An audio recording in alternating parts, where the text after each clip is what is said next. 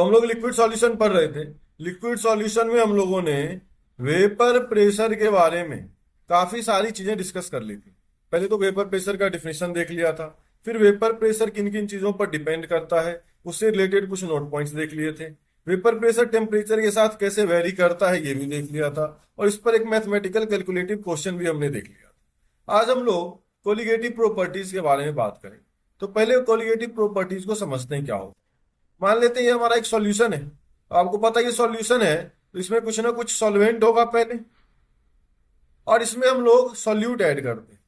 Generally जो less amount में add करते हैं वो सॉल्यूट रहता है। तो सॉल्यूट का अमाउंट चेंज करने से जो जो प्रॉपर्टी चेंज होता है, या यूं कहें वैसे प्रॉपर्टीज जो सॉल्यूट के अमाउंट पर डिपेंड करते हैं, उन्हें हम लोग कोलिगेटिव प्रॉपर्टीज कह देते हैं।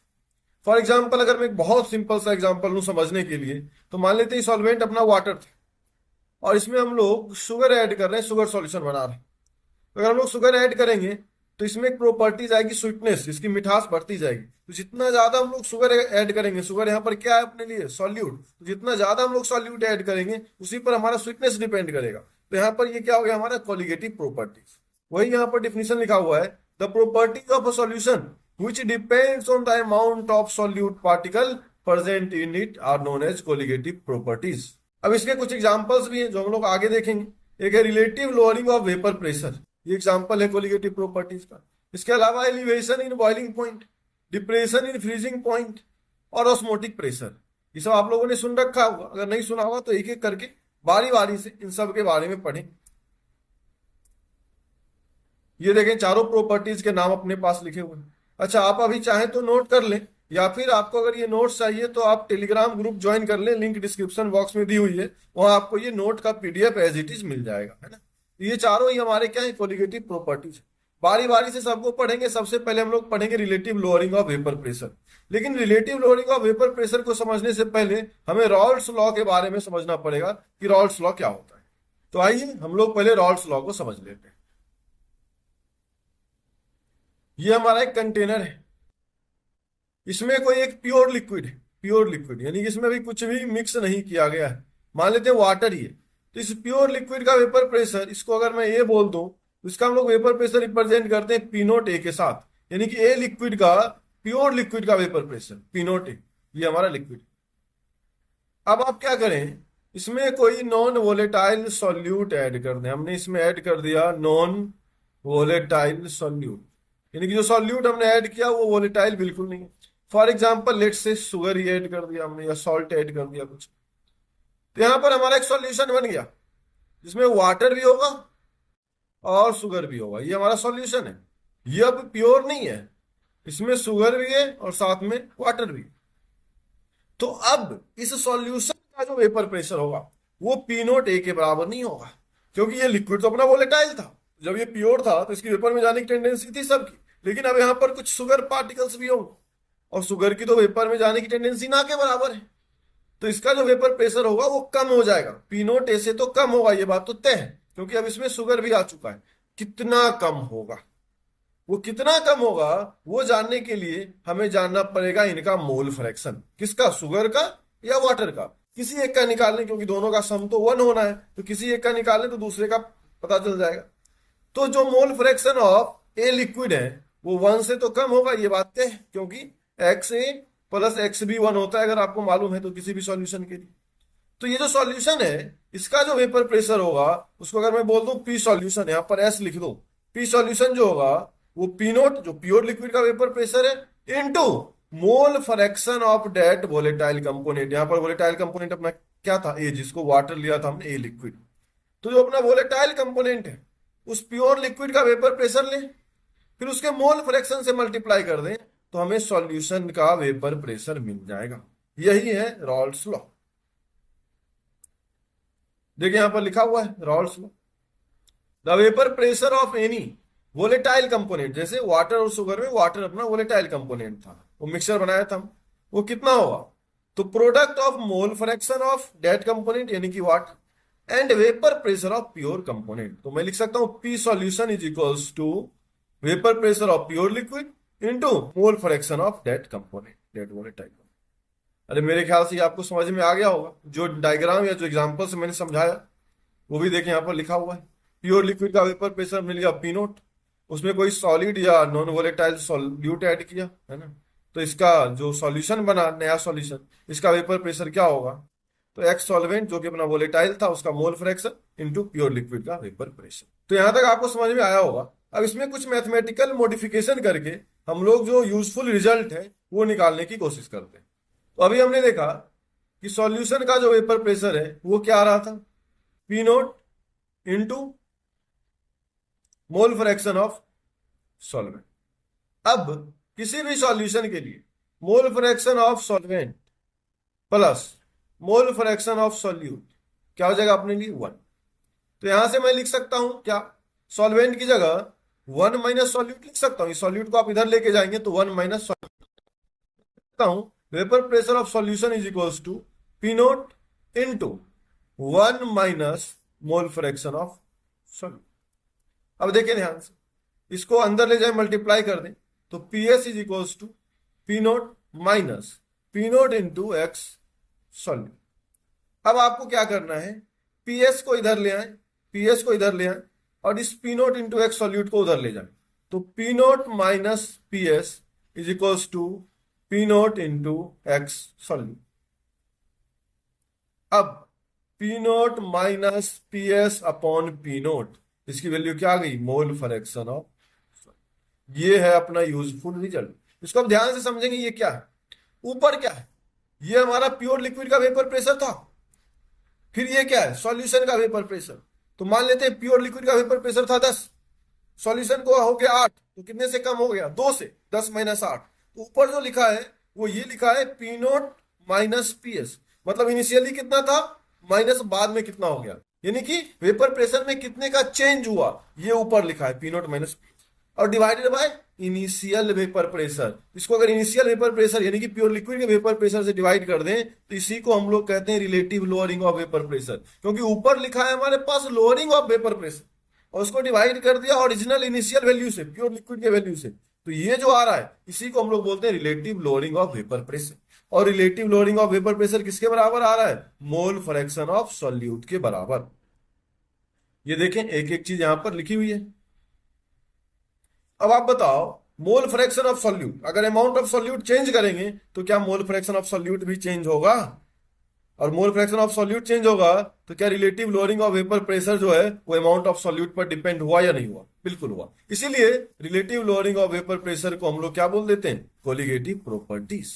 तो मेरे ख्याल से यहां तक आपको चीजें समझ में आई हो। यहां देखें आगे सब कुछ लिखा हुआ है, ऊपर क्या था, वेपर प्रेशर में कितना चेंज हुआ divided by initial value of vapour pressure.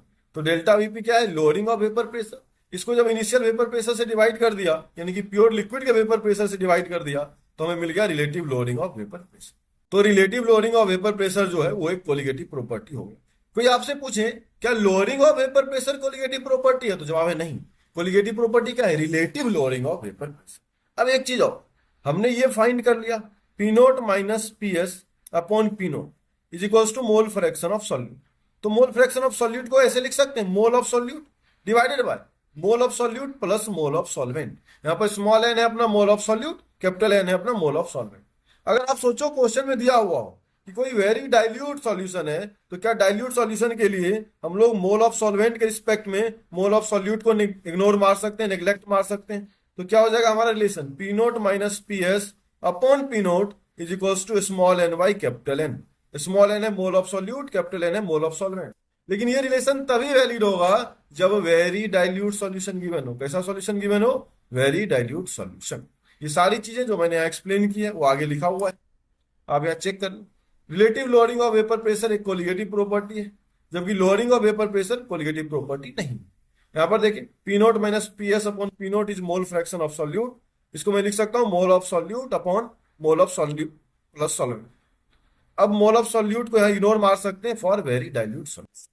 तो मेरे ख्याल से यहां तक एक एक चीजें समझ में आ गई। एक एक चीजें क्या, अभी हमने दो रिलेशन फाइंड किया, एक अपना ये है ऊपर वाला P note minus P S upon P note is equals to N upon N plus N, ये हमेशा वैलिड है।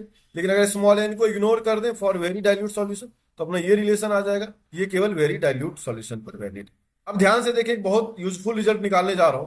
P note minus P S upon P note is equals to N upon N plus N, क्या ये always valid था? अब इसमें मैं कुछ भी अप्रोक्सीमेशन नहीं लूंगा, यानी कि वेरी डाइल्यूट सॉल्यूशन में नहीं मानूंगा, तो जो इसके मॉडिफाई करने से फाइनल रिजल्ट आएगा वो भी हमेशा वैलिड होगा, बिल्कुल, क्योंकि ये हमेशा वैलिड है। तो आप क्या करो, इसका रेसिप्रोकल रिलेशन लिख लो। तो इसका उल्टा करके मैं ऐसा लिख सकता हूं, P nought upon P note minus P S is equals to N plus N upon N, बिल्कुल लिख सकता हूं। अब इस एन से दोनों को डिवाइड करके ऐसा लिख सकता हूं, P note minus P S is equals to N upon N. इसको स्प्लिट कर देता हूं तो एन अपॉन एन 1 हो जाएगा, plus capital N upon small N, ऐसा लिख सकता हूं, बिल्कुल लिख सकता हूं। अब आप क्या करें, इस 1 को इधर ले जाए, है ना, इक्वल टू के लेफ्ट हैंड साइड। तो जब लेफ्ट हैंड साइड ले जाएंगे तो क्या आएगा, पी नोट इधर ले आए। चलिए मैं एक स्टेप और लिख ही देता हूं ताकि आपको कोई दिक्कत ना हो। P nought upon P note minus P S minus 1 is equals to N upon N, ऐसा लिख सकता हूं। अब आप एलसीएम ले लें, है ना, फ्रैक्शन का जो सब्सट्रैक्शन होता है, तो क्या आएगा, P note minus P note plus P S हो जाएगा, है ना, प्लस पी एस अपॉन, नीचे तो वही रहेगा, P note minus P S is equals to N upon N, है ना। इसको मैं थोड़ा सा साइड कर देता हूं ताकि जगह बन जाए। अब यहां देखिए, पी नोट से पी नोट तो खत्म हो जाएगा, तो क्या बचा अपने पास, ऊपर बचा हमारे पास पी एस, नीचे बचा P note minus P S, ये क्या हो गया, कैपिटल एन अपॉन स्मॉल। इसको फिर से रेसिप्रोकल कर लेते हैं, तो P note minus P S, ऊपर तो वही आया लोअरिंग ऑफ वेपर प्रेशर, लेकिन नीचे हम लोग इनिशियल वेपर प्रेशर लिखते थे, प्योर लिक्विड का वेपर प्रेशर लिखते थे, यहाँ सॉल्यूशन का वेपर प्रेशर लिखा है हमने, इधर भी पलटना पड़ेगा, small N by capital N. अब ये जो रिलेशन है ये कुछ मिलता जुलता लग रहा होगा आपको पीछे से, जो हमने वेरी डाइल्यूट के लिए किया था, लेकिन ये ऑलवेज वैलिड है, ऑलवेज वैलिड, क्योंकि इसमें हमने इसी को मॉडिफाई किया है बिना कुछ अप्रोक्सीमेशन लिए हुए। तो ये भी देखें, स्टेप बाय स्टेप पूरा यहां पर सॉल्व करके लिखा हुआ है, ये अपना फाइनल रिलेशन आया है जो कि हमेशा वैलिड है। इसको पलट दें, है ना, P note minus P S upon P S is equals to N upon N, ये हमेशा वैलिड, देखिए यहां लिखा भी ऑलवेज वैलिड। तो अब 3 रिलेशन जो आया है वो तीनों में लिख देता हूं, और कौन कब वैलिड है ये भी एक्सप्लेन कर देता हूं एक बार फिर से। आप याद करें, P note minus P S ये lowering of vapour pressure, divided by P naught ये relative lowering of vapour pressure. इसको मैं लिखता था क्या, mole fraction of solute X solute, ये हमेशा वैलिड था। इसी को मैं ऐसे लिख सकता था, P note minus P S upon P note is equals to N upon N plus N, ये एक रिलेशन था, यही सबसे ज्यादा यूज होगा, और ये ऑलवेज वैलिड है। कब वैलिड है, ऑलवेज।